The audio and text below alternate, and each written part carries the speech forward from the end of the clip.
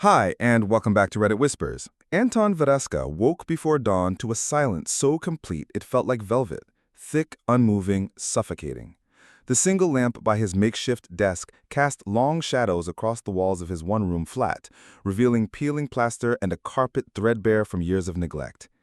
He lay on the lumpy mattress, heart hammering, listening for the phantom knocks and the flutter of news alerts he'd come to dread. Every night since his ruin, he'd endured the same ritual: remove his suit jacket, inspect the hidden compartments inside, there were none left, slat out his phone, face down, and steel himself against the next wave of subpoenas, threats, bad news. This morning felt different. The air was charged, as if Prague itself had sensed the storm gathering in Anton's chest.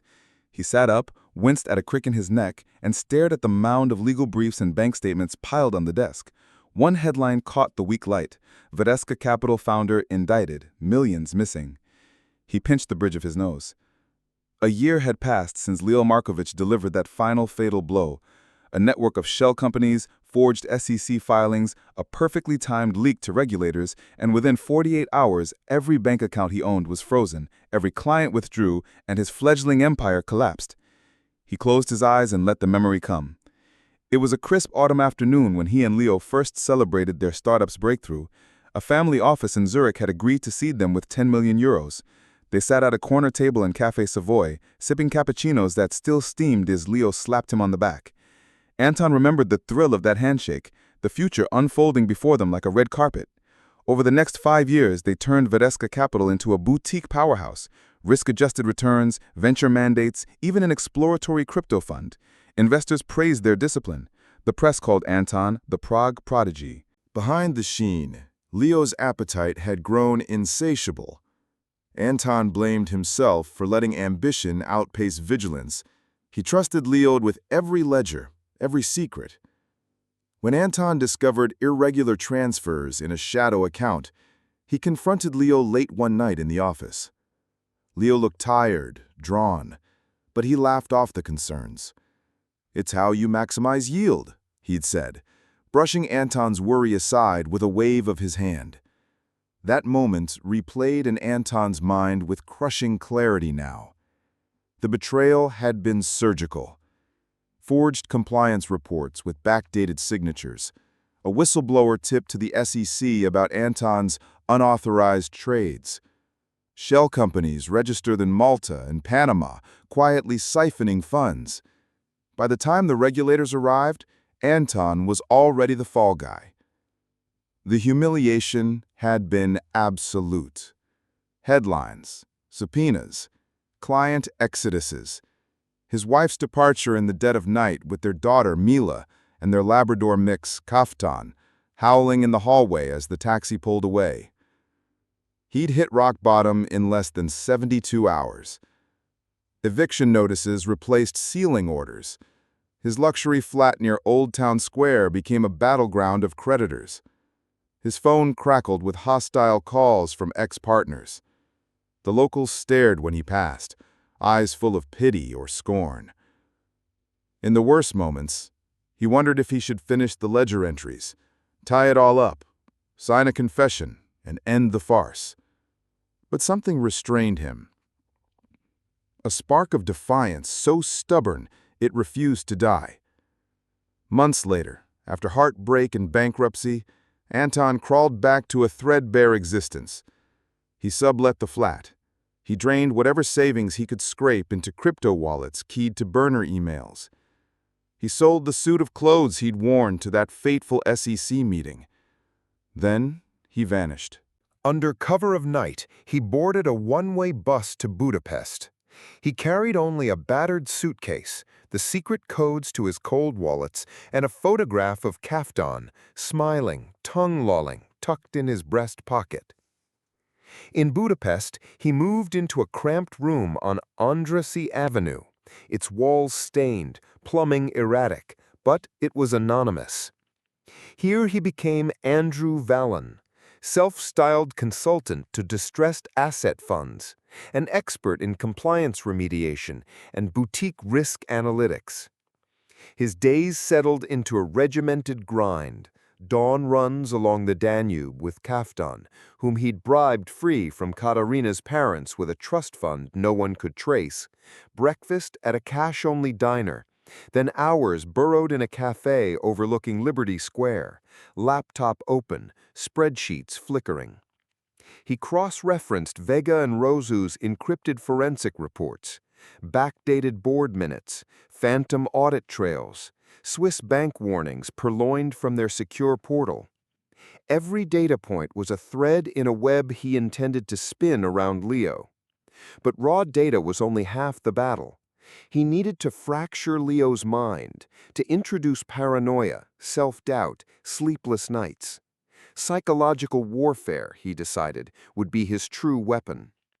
His first move targeted Aslan Realty, the rumored broker for Leo's illicit proceeds.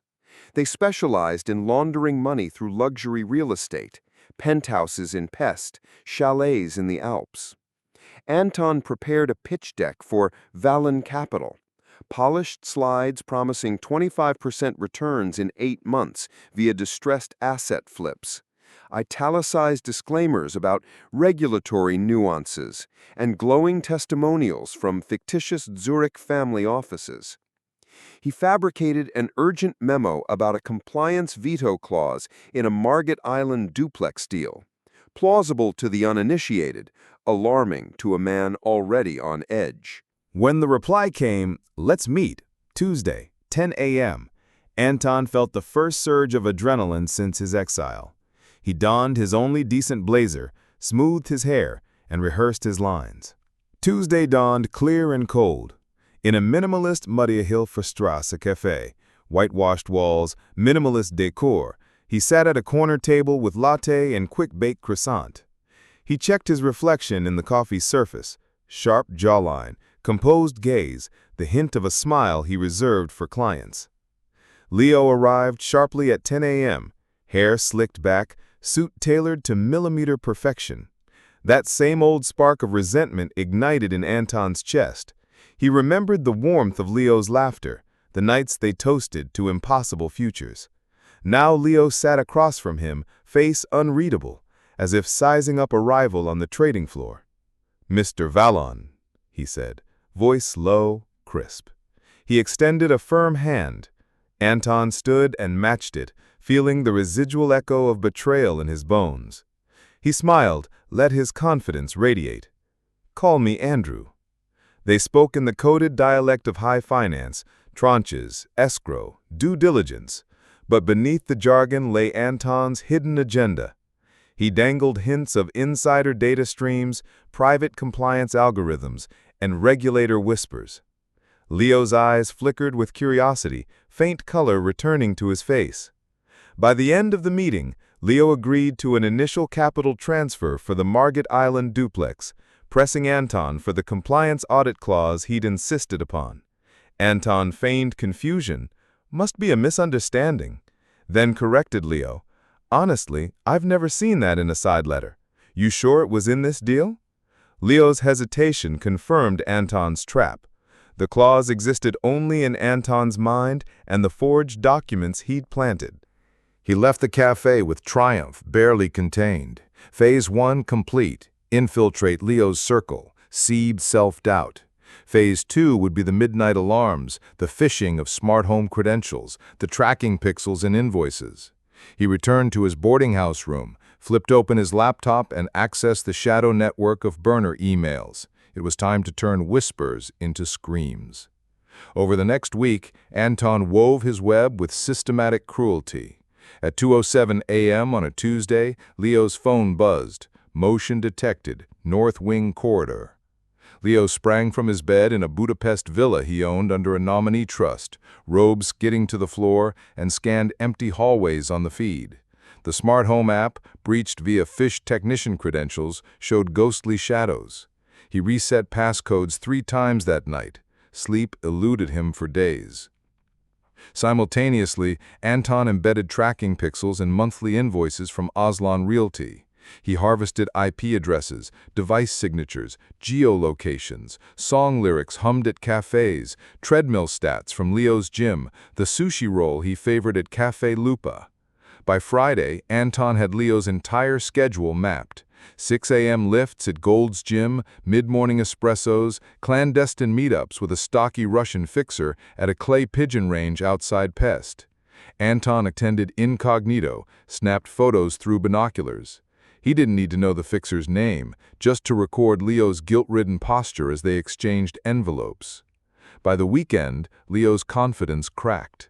He began referencing the phantom compliance veto clause in emails, questioned his assistant about KYC red flags he'd never noticed before, snapped at his lawyers over hypothetical AML breaches. Anonymous tip emails landed in his inbox, burner addresses Anton controlled, warning of suspicious Swiss transfers and SEC interest in shell nodes. Each note used the precise legal vernacular to terrify him. Over the next fortnight, Anton's existence narrowed to a single obsession: constructing a dossier that would shatter Leo Markovich's world. He woke at 5 a.m., sprinted along the Danube until his legs burned, then hunched over his laptop in a corner cafe, caftan curled at his feet. Every morning, he downloaded the latest forensic exports from Vega and Rosu, encrypted charts showing backdated board minutes, fabricated audit trails, Swiss bank warnings he'd coaxed Marisol Vega into uncovering. Marisol had her own reasons to hate Leo. He'd stiffed her firm on a six-figure forensics contract, then blackballed her from every corporate investigation in Prague. That quiet fury fueled her cooperation. Each new anomaly she flagged felt like a personal vindication. By midweek, Anton's screen overflowed with falsified SEC filings. He'd reverse-engineered the formatting, matched 2018 to 2019 PDFs to the SEC's own style guide, then overlaid them with phantom ledger entries, tens of millions transferred from Vereshka Capital to shell nodes in Gibraltar. He forged digital signatures for a dozen non-existent board members, then wrote code to embed the files with metadata timestamps that preceded Leo's factual transactions by months. When Marisol decrypted the first batch, her exhilarated squeal nearly got them both kicked out of the cafe. She warned him it was overkill, but Anton only smiled. "Wait until we add the whistleblower statements." In the days that followed, he planted each piece with forensic precision. He created anonymous Gmail accounts under the guise of former Aslan Realty analyst, insider auditor, and Panama office whistleblower. Each account generated a 2-page memorandum, replete with corporate jargon, AML protocol breaches, suspicious beneficial ownership, failure of proper KYC due diligence. He stamped each memo with a manufactured letterhead from a defunct French compliance firm, then forwarded them, via burner VPN, to journalists specializing in financial scandal. Anton watched open rates and read receipts with the same intensity a trader tracks market fluctuations. Meanwhile, Leo's world darkened from within. The first tip had arrived with the morning's coffee, a PDF slipped under his office door by an anonymous courier. It contained one single paragraph: "Your Aslan entities are under SEC review. You have 72 hours to respond." No attachments, no signature. Yet it carried Leo's personal nightmare, the idea that regulators had finally smelled blood. He spent the entire day on calls with his lawyers, who assured him it was a hoax, then tried to trace the courier with in-office surveillance footage, only to find the cameras in the hallway inexplicably offline. Anton fed more whispers into the wind. At the same time, he intensified his digital stalking.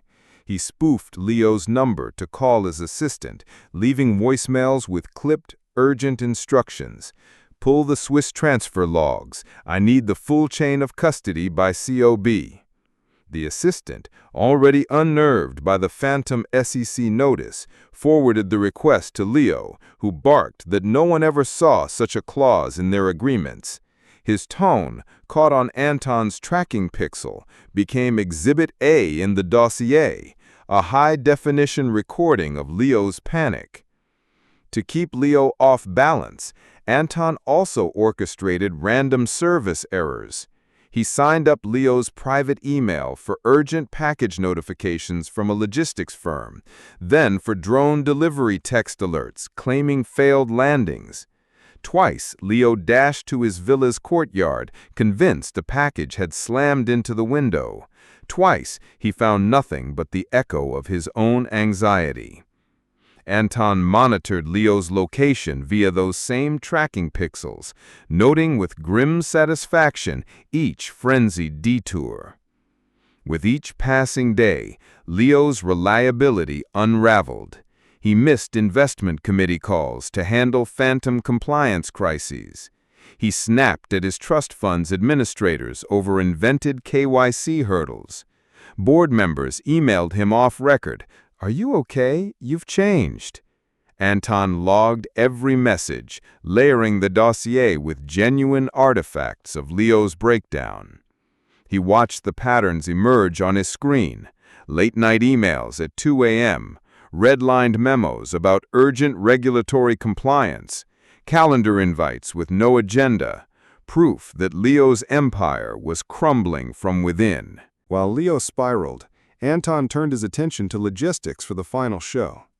He purchased a press badge for the European Finance Summit in Vienna under his Valen Capital identity, hacked the conference Wi-Fi network days in advance, and embedded a denial-of-service script triggered by Leo's speaker login.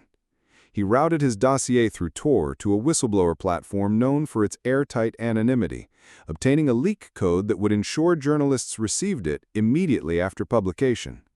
To guarantee maximum impact, he scheduled the dossier release to coincide with Leo's keynote on transparency in global finance.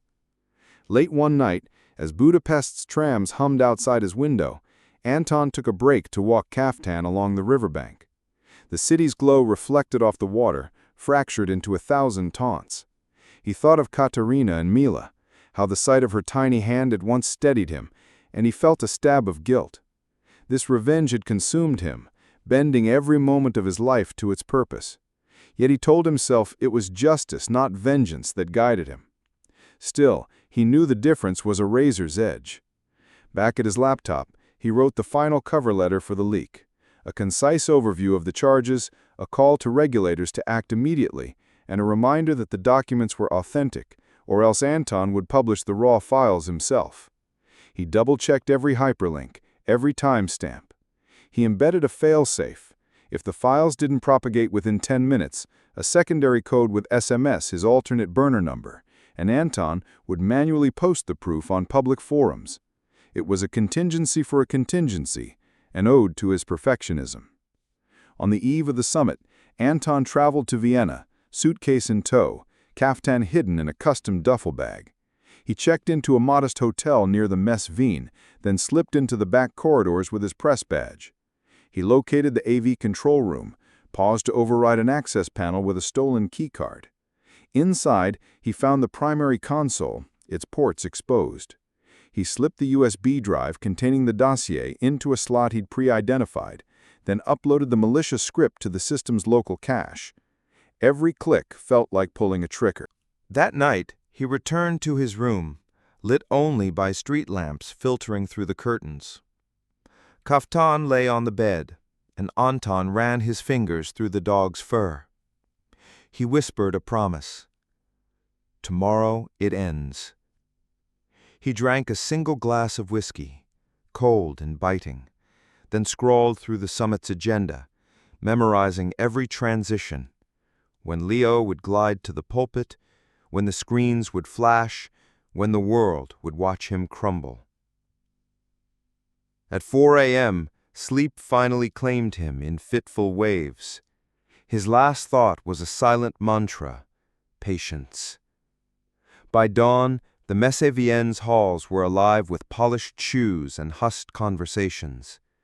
Anton weaved through clusters of attendees, capturing handshakes and laughter on his phone.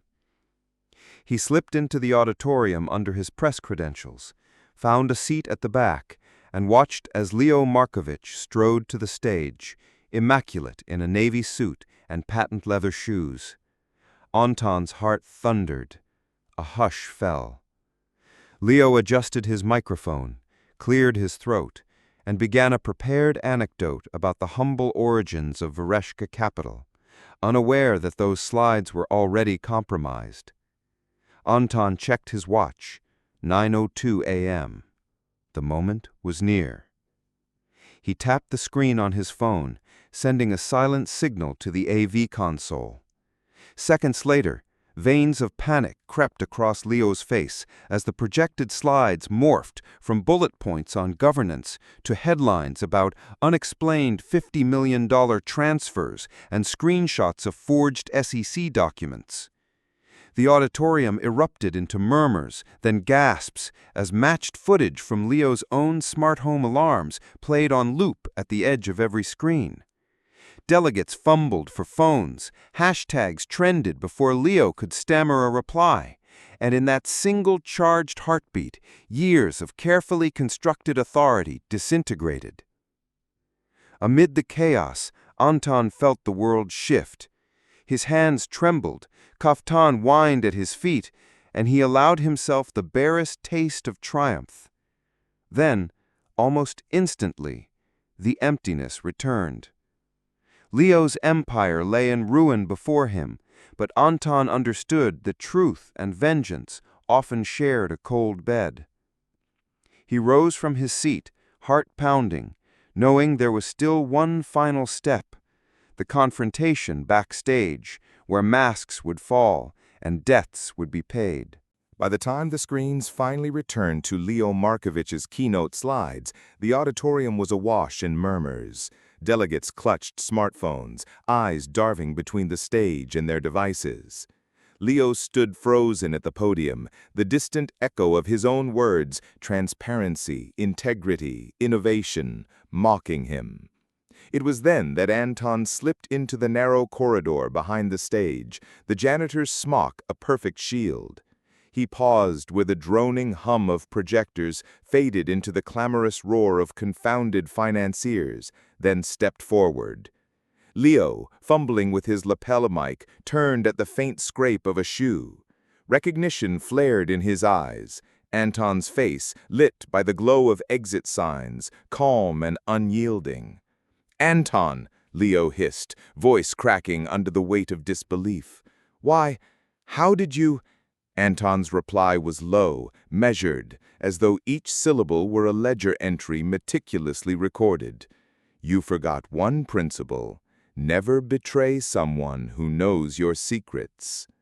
He watched as Leo's shoulders slumped, the facade of control crumbling.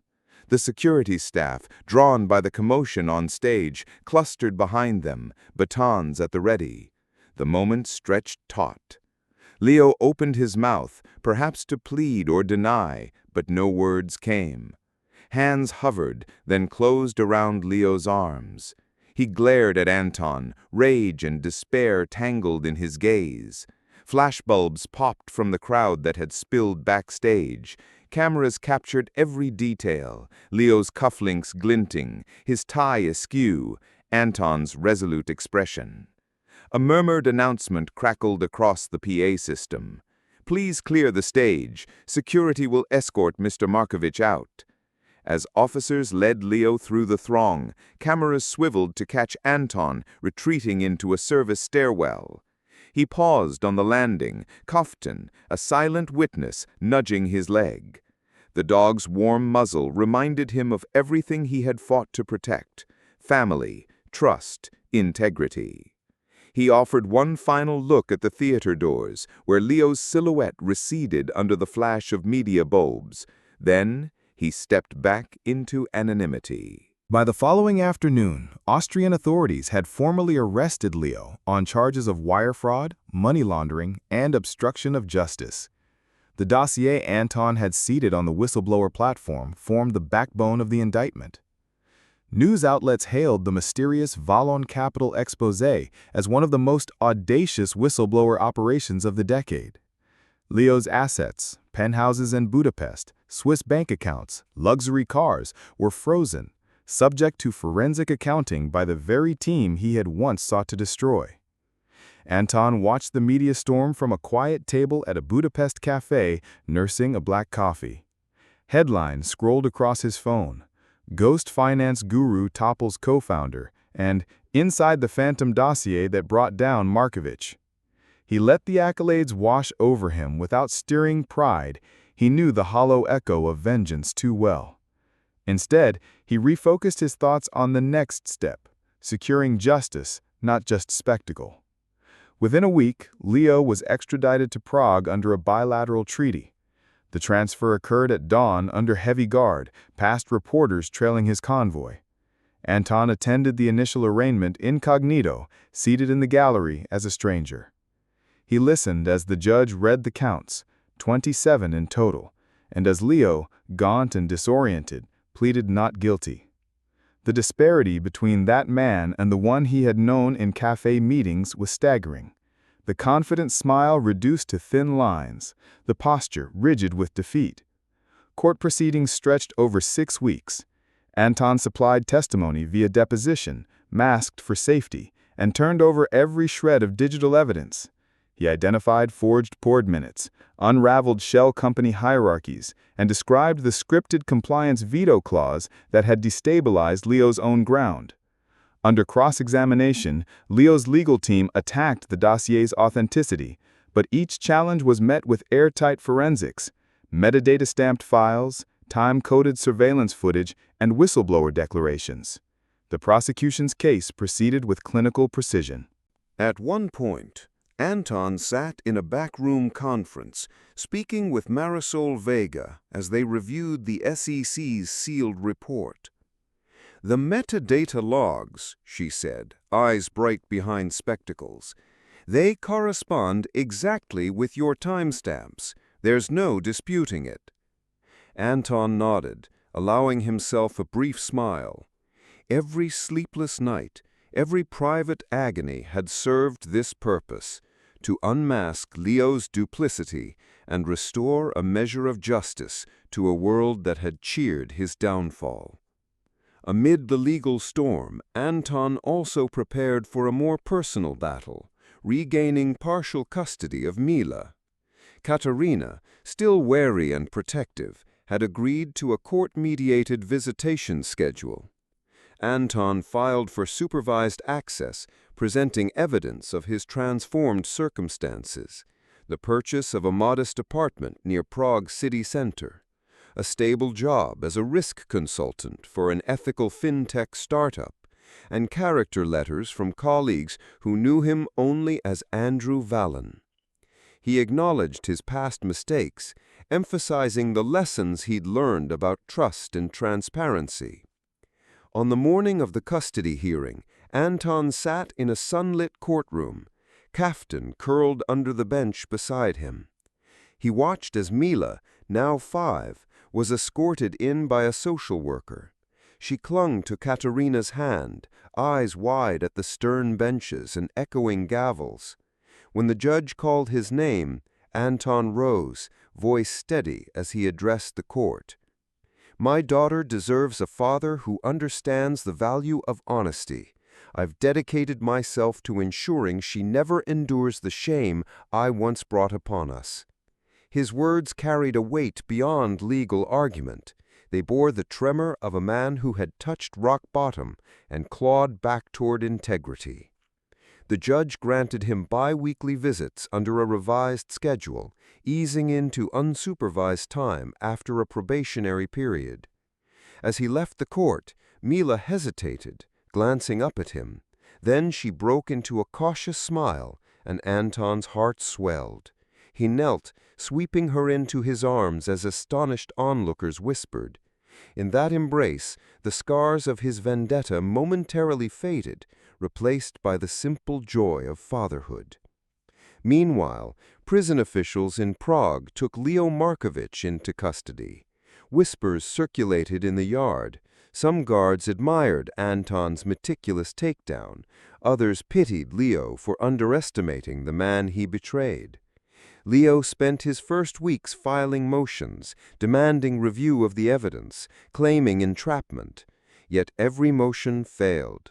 The court had lines of code, encrypted logs, and anonymous testimony stamped with credible veracity. The empire Leo built on deception was disassembled ledger by ledger, each piece catalogued in the prosecution's archive. As the legal dust settled, Anton returned to Budapest briefly to settle his affairs. He sold the boarding house room, dissolved the Andres Vallone alias, and consolidated his savings into a transparent fund he managed publicly. He accepted a position with Veritas Analytics, a startup committed to forensic compliance and ethical investing, an ironic twist for a man once ruined by fraudulent audits. Colleagues knew him only as Andrew, but he let them learn of his past when trust demanded it, using his story to train junior analysts in the perils of misplaced loyalty. In the quiet evenings, he walked Kaftan along the banks of the Danube, reflecting on the paradox of revenge. It had been a mirror that reflected his own wounds. In exacting justice, he'd remade himself into something both more resilient and more wary. He recognized the emptiness at the center of retribution and vowed never to let anger alone dictate his choices again. One autumn morning, he received a letter from Leo's attorneys, a certified transcript of Leo's plea agreement.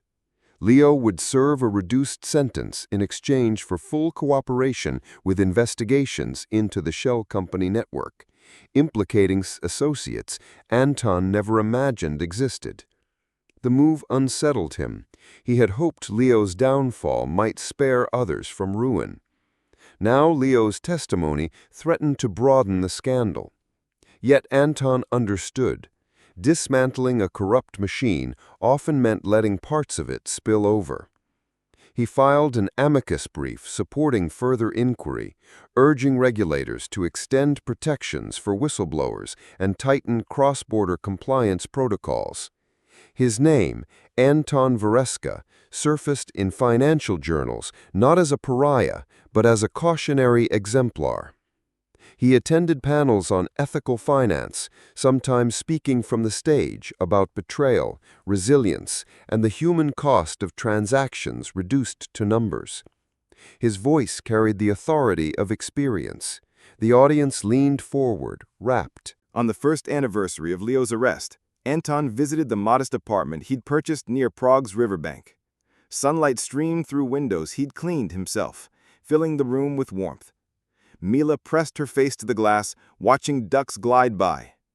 Kaftan patted in, nudged Anton's hand. He smiled, genuine this time, a quiet release.